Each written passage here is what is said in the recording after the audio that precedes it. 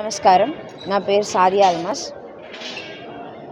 August 28 నుంచి September 8 వరకు జరుగుతున్న వరల్డ్ జూనియర్ పవర్ లిఫ్టింగ్ ఛాంపియన్షిప్లో 57 కేజెస్ కేటగిరీలో 462.5 కేజెస్ టోటల్ చేసి నేను గోల్డ్ మెడల్ సాధించాను. దీనికి ముఖ్య కారణం నారా లోకేష్ గారు, నా స్పాన్సర్.